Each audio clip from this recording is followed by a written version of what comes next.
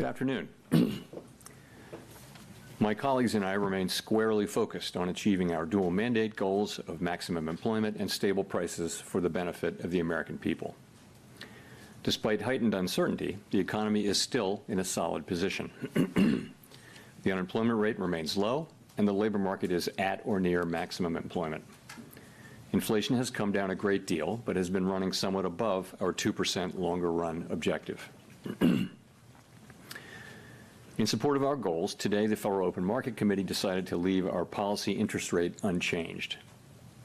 The risks of higher unemployment and higher inflation appear to have risen, and we believe that the current stance of monetary policy leaves us well positioned to respond in a timely way to potential economic developments. I will have more to say about monetary policy after briefly reviewing economic developments. Pardon me. Following growth of 2.5% last year, GDP was reported to have edged down in the first quarter, reflecting swings in net exports that were likely driven by businesses bringing in imports ahead of potential tariffs. This unusual swing complicated GDP measurement last quarter. Private domestic final purchases, or PDFP, which excludes net exports, inventory investment, and government spending, grew at a solid 3% rate in the first quarter, the same as last year's pace.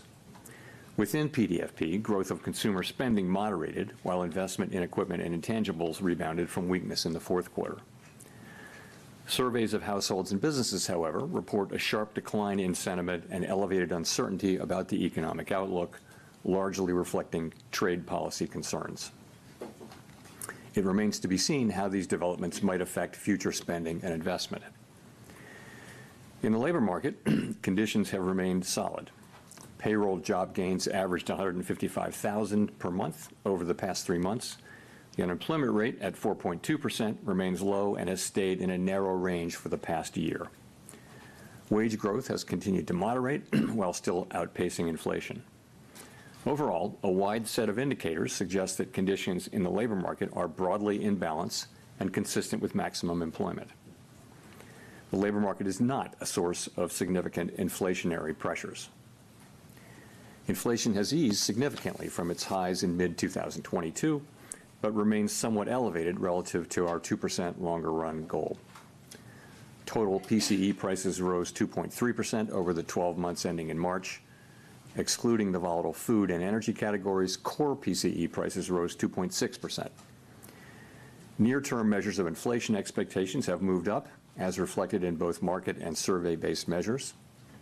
Survey respondents, including consumers, businesses, and professional forecasters, point to tariffs as the driving factor. Beyond the next year or so, however, most measures of longer-term expectations remain consistent with our 2% inflation goal. Our monetary policy actions are guided by our dual mandate to promote maximum employment and stable prices for the American people. At today's meeting, the committee decided to maintain the target range for the federal funds rate at 4.25% to 4.5% and to continue reducing the size of the balance sheet.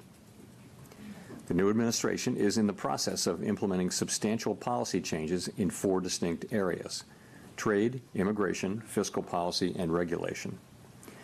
The tariff increases announced so far have been significantly larger than anticipated. All of these policies are still evolving, however, and their effects on the economy remain highly uncertain. As economic conditions evolve, we'll continue to determine the appropriate stance of monetary policy based on the incoming data, the outlook, and the balance of risks. If the large increases in tariffs that have been announced are sustained, they're likely to generate a rise in inflation, a slowdown in economic growth, and an increase in unemployment. The effects on inflation could be short-lived, reflecting a one-time shift in the price level. It is also possible that the inflationary effects could instead be more persistent. Avoiding that outcome will depend on the size of the tariff effects, on how long it takes for them to pass through fully into prices, and ultimately on keeping longer-term inflation expectations well anchored. Our obligation is to keep longer-term inflation expectations well anchored and to prevent a one-time increase in the price level from becoming an ongoing inflation problem. As we act to meet that obligation, we'll balance our maximum employment and price stability mandates keeping in mind that without price stability, we cannot achieve the long periods of strong labor market conditions that benefit all Americans. We may find ourselves in the challenging scenario in which our dual mandate goals are in tension. If that were to occur, we would consider how far the economy is from each goal and the potentially different time horizons over which those respective gaps would be anticipated to close.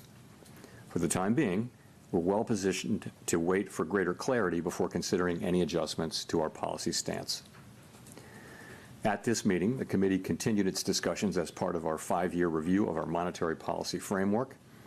We focused on inflation dynamics and the implications for our monetary policy strategy. Our review includes outreach and public events involving a wide range of parties, including Fed Listens events around the country and a research conference next week. Throughout this process, we're open to new ideas and critical feedback, and we will take on board lessons of the last 5 years in determining our findings. We intend to wrap up the review by late summer. The Fed has been assigned 2 goals for monetary policy: maximum employment and stable prices.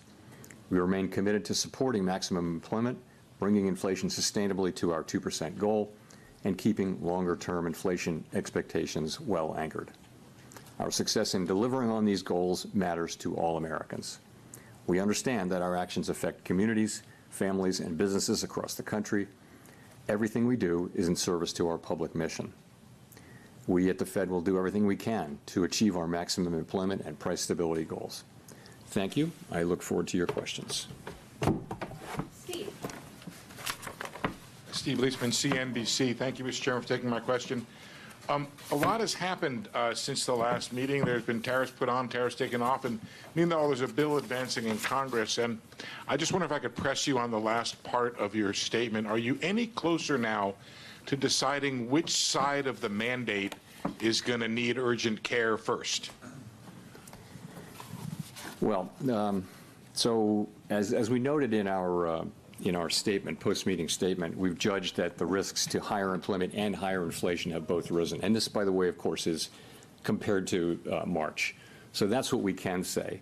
I don't think we can say, which way this will shake out. I think there's a great deal of uncertainty about, for example, where tariff policies are going to settle out, and also when they do settle out, what will be the implications for the economy, for growth, and for employment. I think it's too early to know that. So, I mean, ultimately, we think our policy rate is in a good place to stay as we await further clarity on tariffs and ultimately their implications for the economy.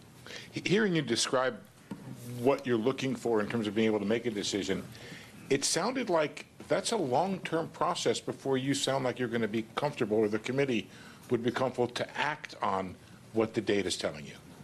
I don't think we know.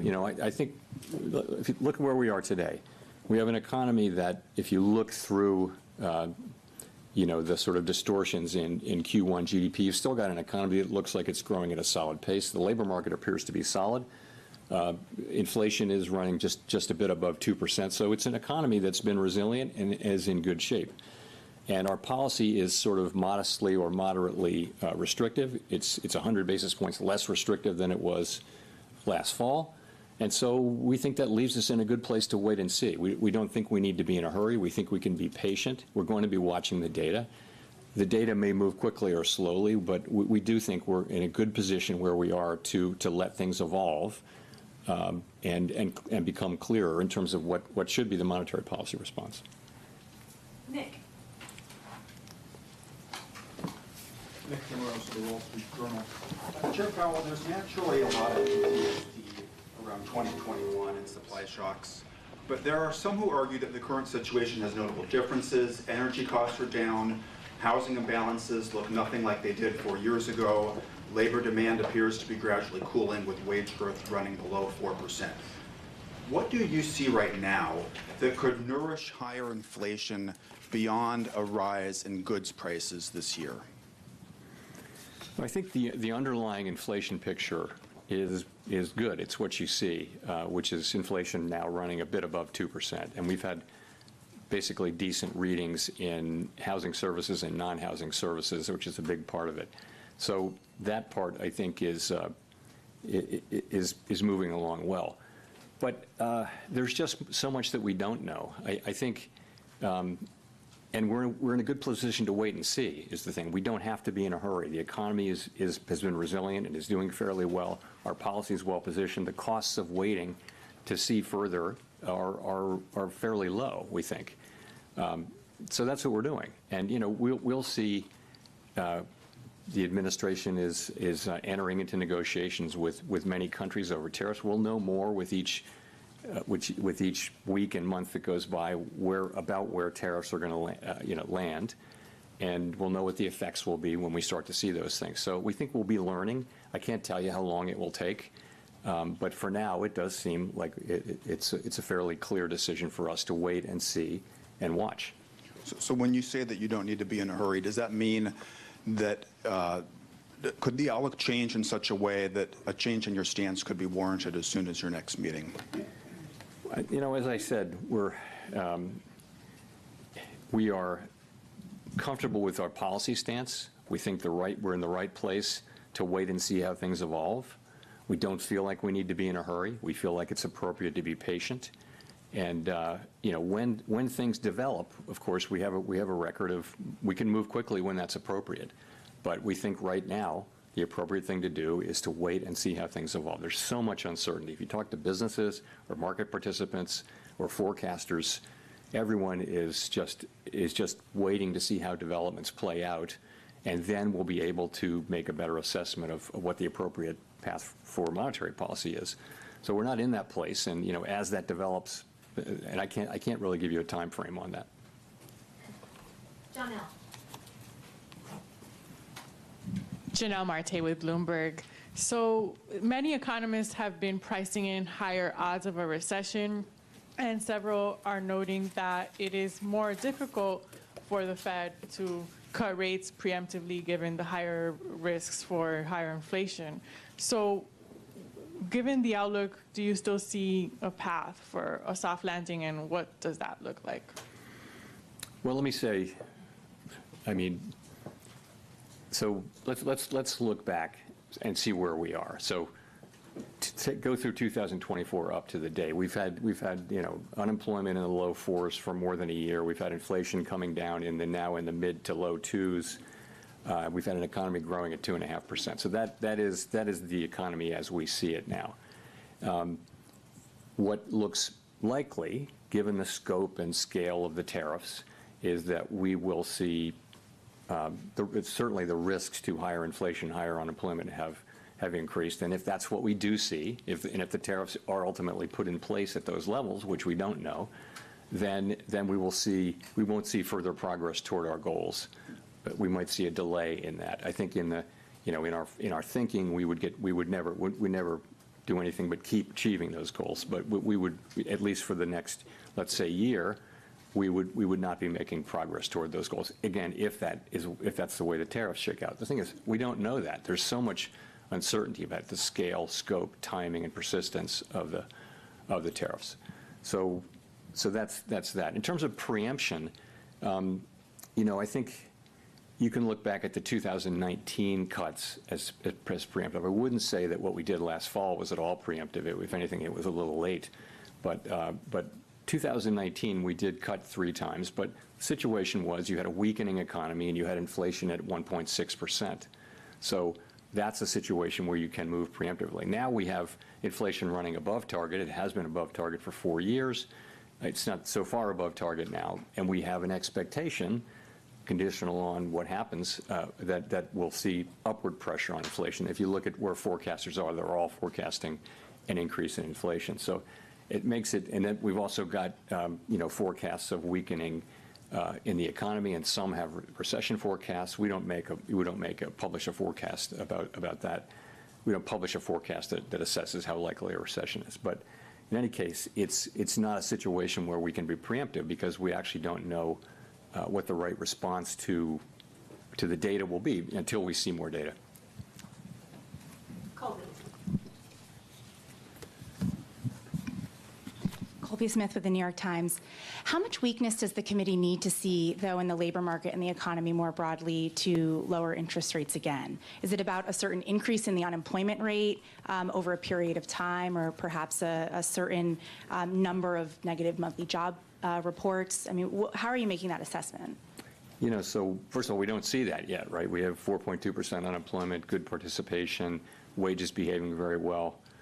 Participation, I mentioned, at a good level. So, you know, with the labor market, we would look at the totality of the data. We'd look at the level of the unemployment rate. We'd look at the speed with which it's changing.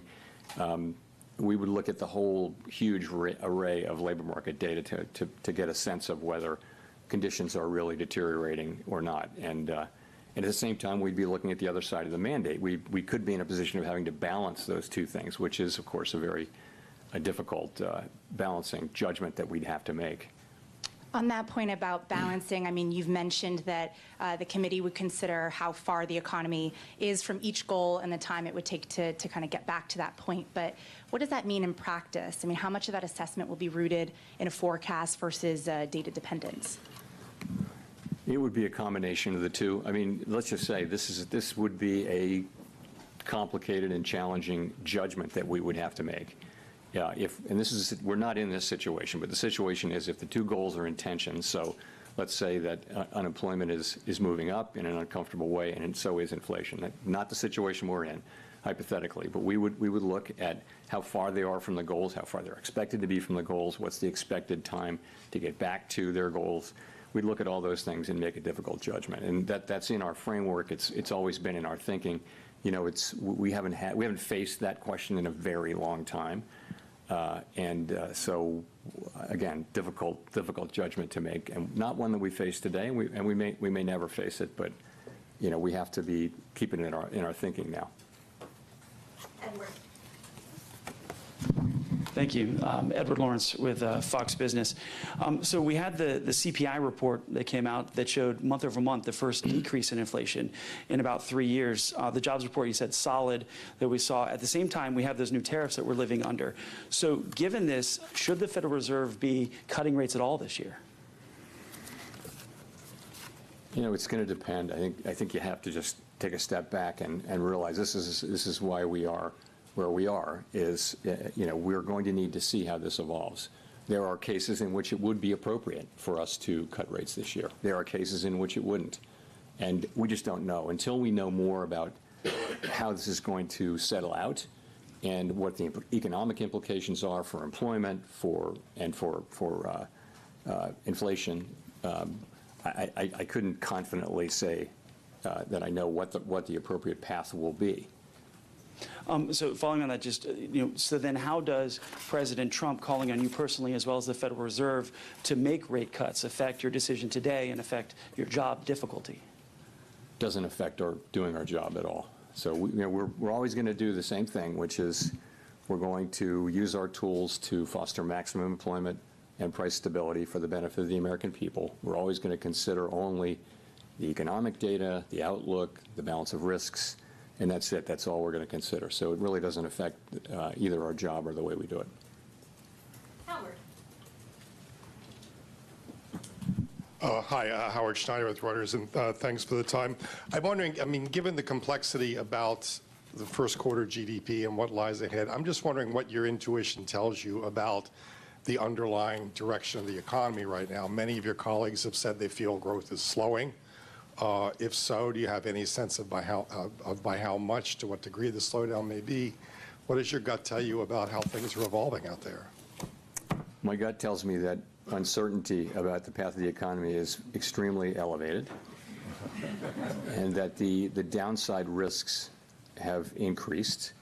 The risk is, as we pointed out in our statement, the risks of higher unemployment and higher inflation have risen. But they haven't materialized yet. They're not in the data yet. So that tells me more than by intuition, because I think it's obvious actually that the right thing for us to do is we're in a good place. Our policy's in a very good place, and the right thing to do is await further clarity. And usually things clarify and that the appropriate direction becomes clear. That's what usually happens. Right now, it's very hard to say what that would be. In the meantime, the economy is doing fine. Our policy isn't, it's not highly restrictive. It's somewhat restrictive. It's 100 basis points less restrictive than it was in, last summer. So we think it's in a good place, and we think the appropriate thing is for us to wait and see and get more clarity about the direction of the economy. Well, let me press you on this idea of the economy being fine right now, because reading the Beige Book very closely the last time around, there was a lot of negative stuff, negative sentiment that was in there. And I know that everybody's looking at soft data right now. You mentioned it yourself that the sentiment's sour.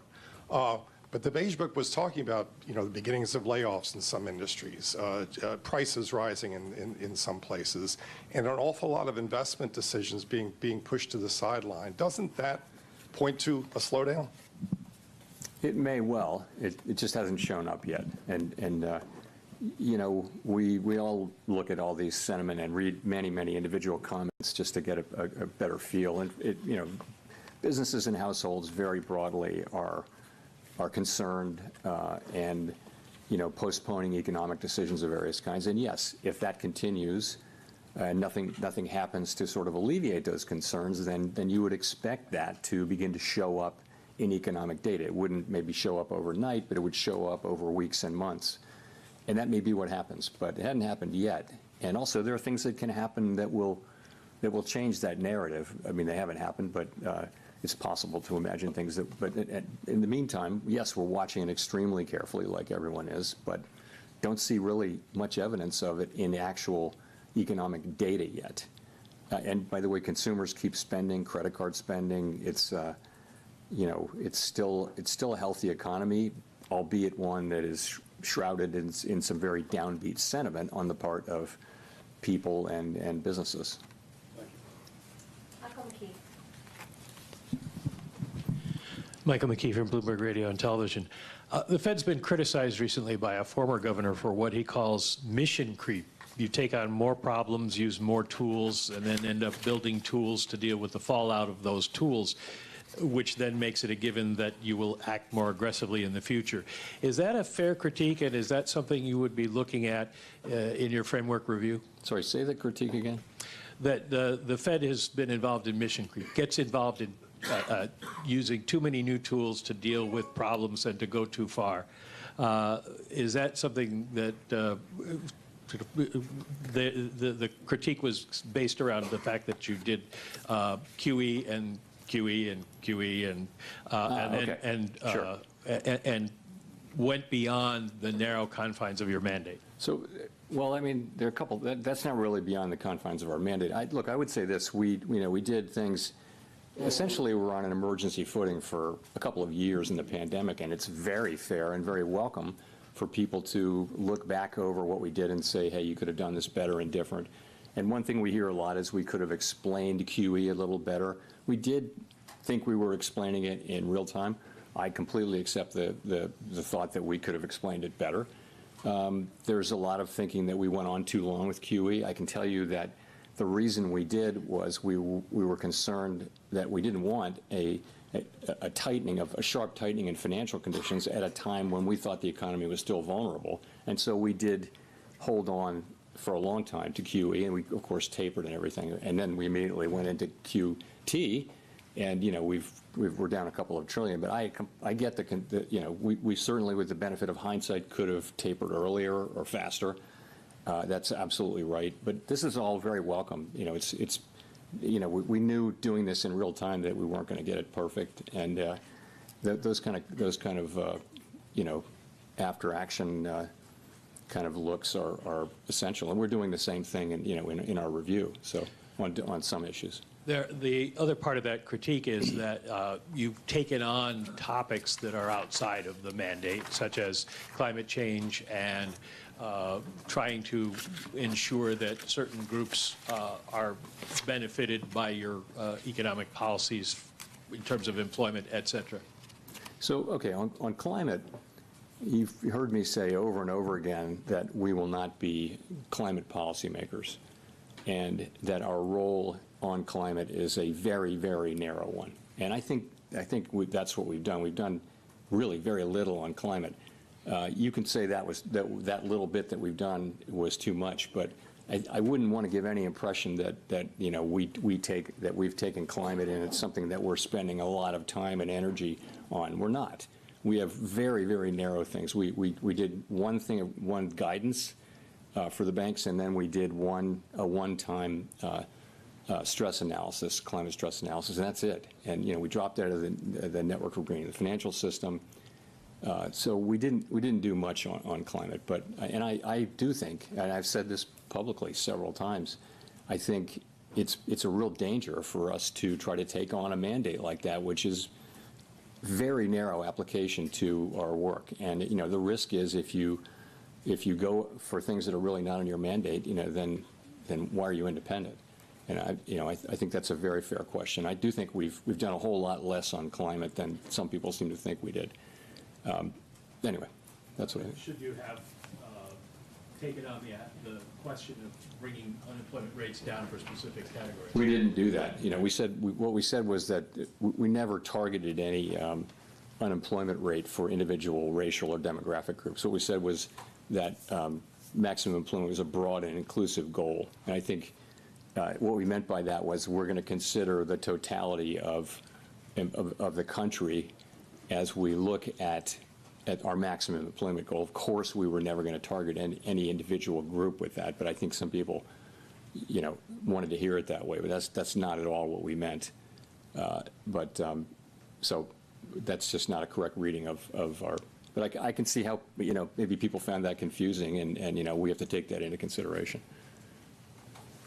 Jolene. Hi, Chair Powell. Thanks for taking our questions today. I'm Jolene Kent with CBS News. You've said wait and see, and the economy is doing fine today, but the impact of tariffs are already showing up at the ports. Businesses, big and small, are telling us that they feel it, and most importantly, consumers say they feel it, that the challenges are here, and there's no waiting and seeing. For Main Street, what is the breaking point? What would have to happen to prompt a rate cut specifically? Well, so we really don't see in the data yet big economic effects. We see sentiment, there are concerns that higher prices may be coming or things like that. So they're worried now about inflation. They're worried about a shock from the tariffs, but they really haven't. That shock hasn't hit yet. Okay, so we're going to be looking at the not just the sentiment data, but also the real economic data as we assess what it is we should do. And remember, there would be two effects. One of them would be weakening economic activity, which translates into higher unemployment, and the other would be potentially higher inflation. Again, to say it again, the timing, the scope, the scale, and the persistence of those effects are very, very uncertain. So it's not at all clear what the appropriate response for monetary policy is at this time. And and by the way, our policy is in a good place, so we think we can wait and move when it is clear what the right thing to do is. Really not at all clear what it is we should do. So people are feeling stress and concern, but unemployment hasn't gone up. Job creation is fine. Wages are in good shape. People are not layoffs, or people are not getting laid off at high levels. Initial claims for unemployment are not increasing, in any kind of impressive way. So the economy itself is still, in solid shape. Just a quick follow-up. President Trump now says he does not plan to remove you as chair. When you heard that, what did you think? I don't have anything more for you on that. I've pretty much covered that issue. Thank you. Chris. Hi, thank you. Chris Rugaber, Associated Press. Well, I just wanted to follow up. Earlier, it sounded like you said it was unclear how the Fed, what kind of interest rate decisions you will make later this year. So does that, in March, there was guidance that 2 cuts might happen. 2 cuts were penciled in for this year. Is that now, that guidance from the last press conference, has that been overtaken by events at this point? We don't do a summary of economic projections at every meeting, as you know. We do it every other meeting, and so this was the meeting when we didn't do it. And we don't also kind of poll people, so I really wouldn't want to try to make a specific projection for where we are relative to that. We will, in 6 weeks, we had the June meeting, and you'll have another SEP. I'm not going to hazard a guess here today as to what it would be. Again, what I would say is that we think our policy rate is in a good place. We think it leaves us well positioned to respond in a timely way to potential developments. That's where we are. And that, depending on the way things play out, that could include rate cuts. It could include us holding where we are. We just are going to need to see, how things play out before we make those decisions. Great. And just to follow up on that, I mean, when you address the issue of how the Fed would handle both rising unemployment and rising inflation, how are you thinking about the fact that addressing one could exacerbate the other? So a rate cut to reduce unemployment could worsen inflation and vice versa. How do you handle those challenges? You just captured this is the issue with the two goals being in tension. It's a very challenging question. Now, there can be a case in which one goal is very far, one variable is very, very far from its goal, much farther than the other, and if so, you concentrate on that one. And frankly, that was the case. Well, it wasn't a case where they were really in tension, but if you go back to 2022, it was very clear that we needed to focus on inflation. The labor market was also super tight, so it wasn't really a trade-off. I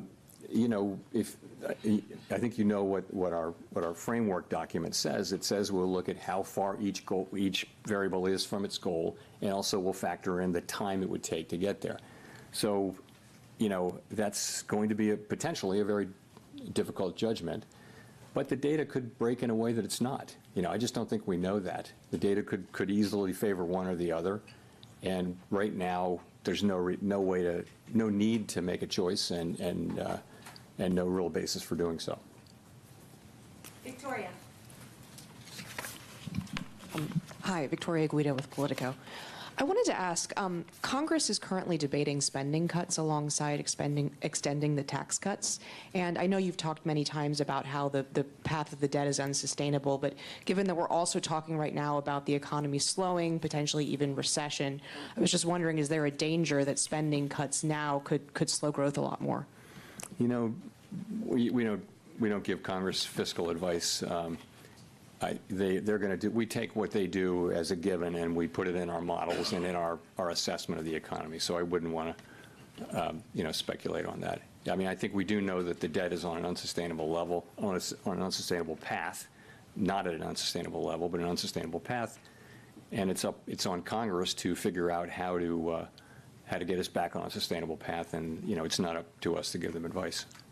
Well, do you think that they should take macroeconomic conditions into account as they look at this?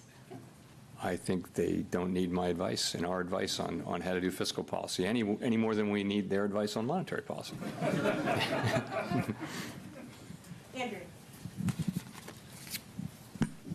Thanks, Mr. Chairman. Andrew Ackerman with the Washington Post. In your Jackson Hole comments last year, you said you would not welcome further cooling in labor market conditions. The unemployment rate then was 4.2%, which is what it is now.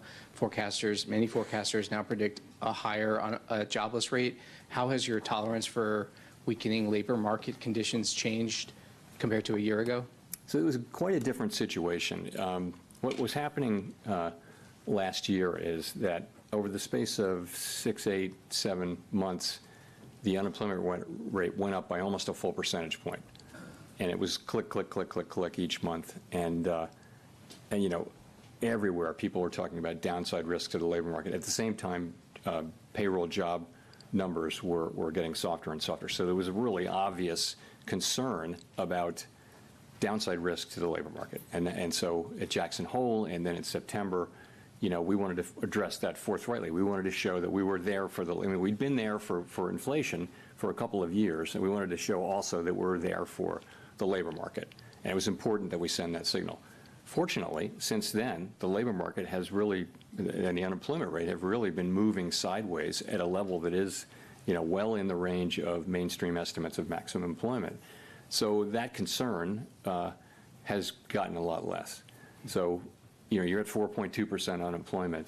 I think we were in a very different situation. Now we have a situation where, the risks to higher inflation and higher unemployment have both gone up, as we noted in our statement, and we've got to monitor both of those. We actually have a potential situation where there may be a trade-off or tension between the two, potentially. We don't have it yet, and we may not have it, but that's what we have, and that's why I think it's a very different situation. I mean, I guess I want to follow up by asking how much of a rise in the jobless rate you could tolerate.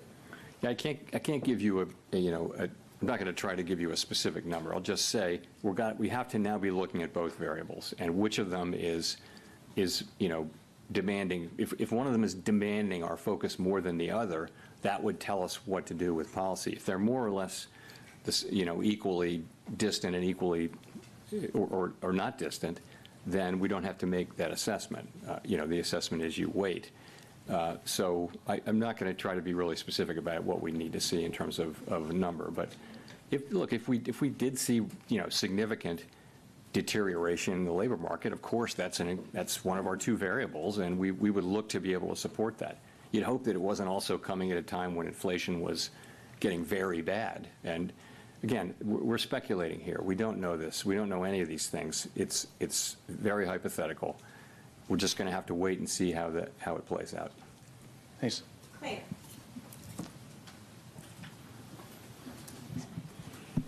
Claire Jones, Financial Times. In terms of getting some clarity, we've got some talks at the weekend in Geneva between the US and China. A lot of economists are attaching an awful lot of importance to what we hear from those talks. How much importance are you attaching to them in terms of judging what will happen to the US economy going forward?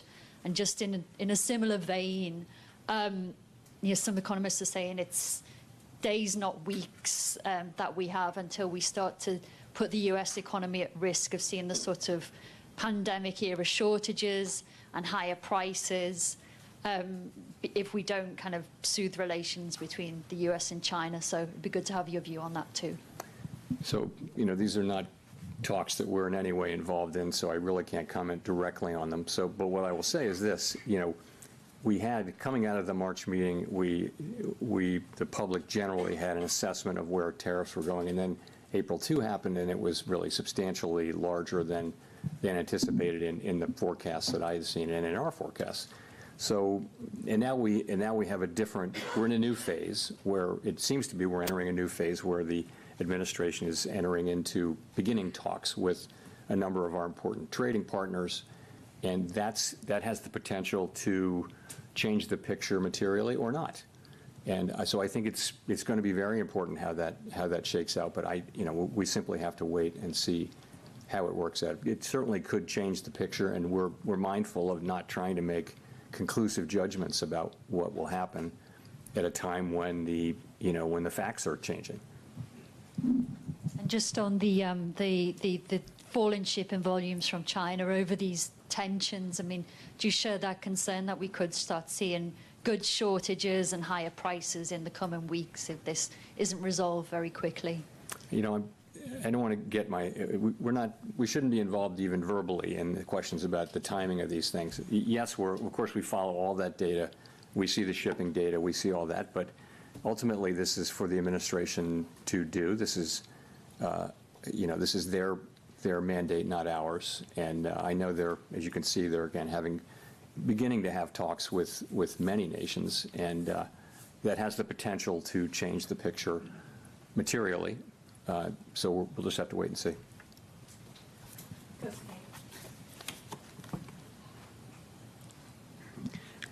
Kosuke Takami with Nikkei. Thank you for doing this. The volume of imported goods increased significantly in the first quarter. Do you think that this situation could cause a delay in the impact of tariff on inflation? And does this mean that it will take longer time to reduce uncertainty? The decision we made today? Which decision? So the future decision.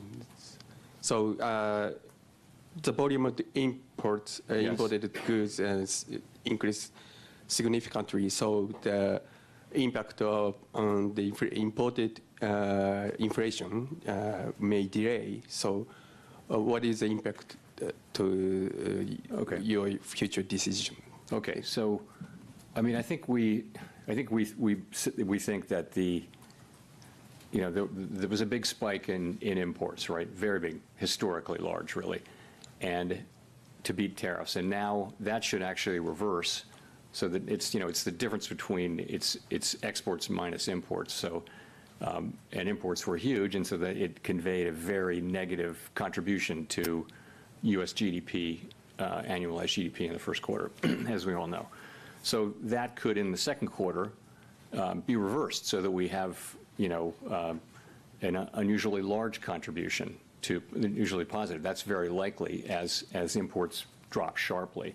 You could also have, very likely you'll have restatements of first quarter. It'll turn out that consumer spending was higher. It'll turn out that inventories were higher, and so you'll see those data revised up. It may actually go into the third quarter too, and so I think this whole process is going to a little bit make it harder to make a clean assessment of U.S. demand. I mentioned private domestic final purchases, which doesn't have inventories, government, or inventories, government. Anyway, it's a cleaner read on private demand, but that too probably was flattered a little bit by by strong demand for imports to beat tariffs. So that might overstate. It's a really good reading, 3% PDFP in the first quarter. That might actually overstate. So it's not really going to, I don't think it's going to affect our decisions. I will just say, though, that it's a little confusing, and it's probably less confusing to us than it would be to the general public as we try to explain this. It's complicated, and GDP is sending a signal, PDFP is sending a signal. It's a little bit confusing, but I think we understand what's going on. It's not really going to change things for us. Courtney. Courtney Brown from Axios. I guess, we talked about some of the indications of potential layoffs, price hikes, an economic slowdown, all being evident in the soft data.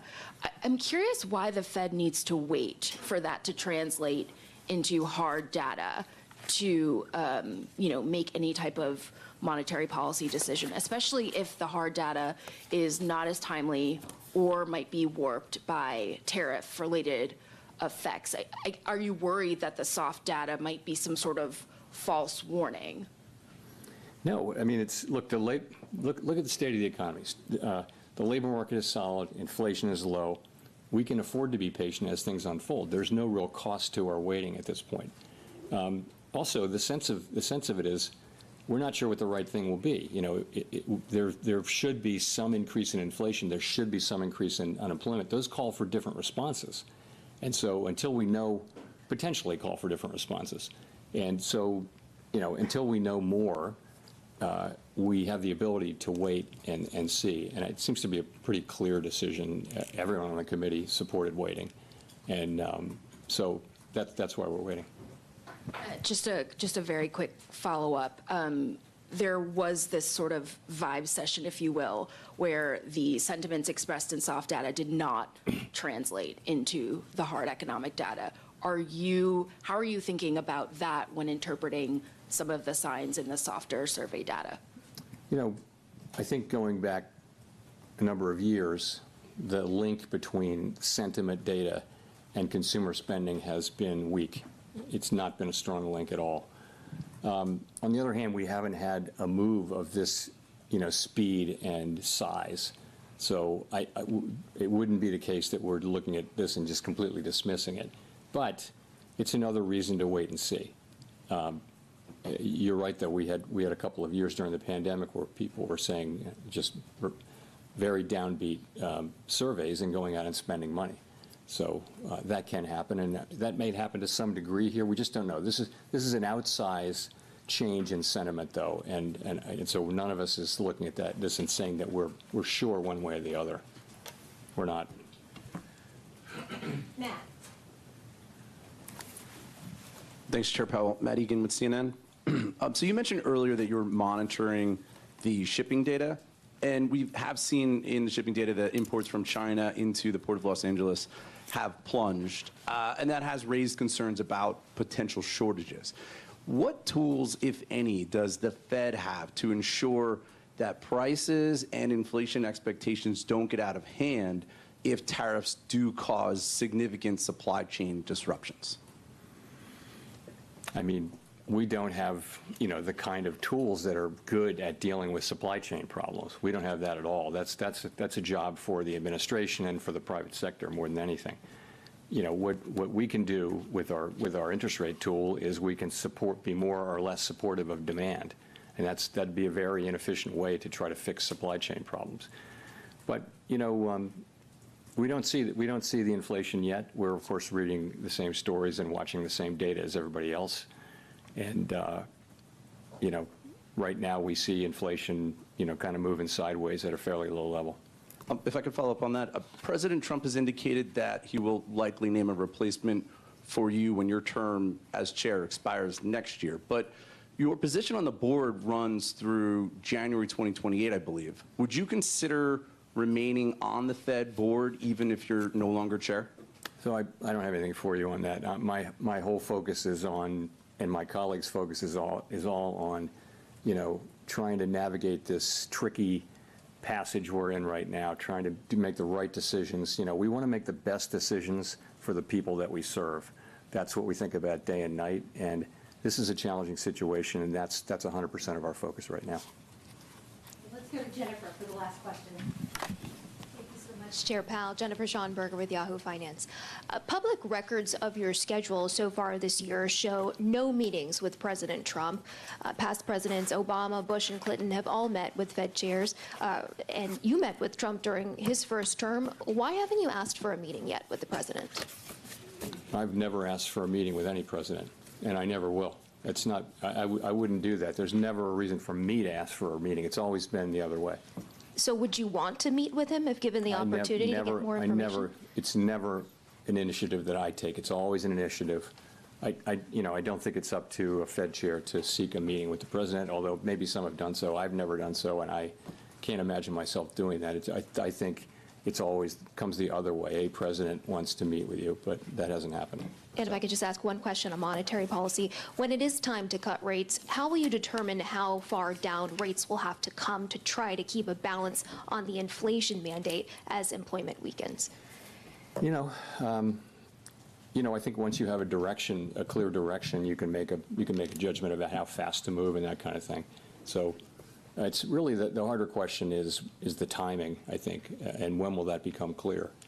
And fortunately, as I mentioned, we have our policy in a good place, the economy's in a good place, and it's really appropriate, we think, for us to be patient and wait for things to unfold as we get more clarity about what we should do. Thanks very much.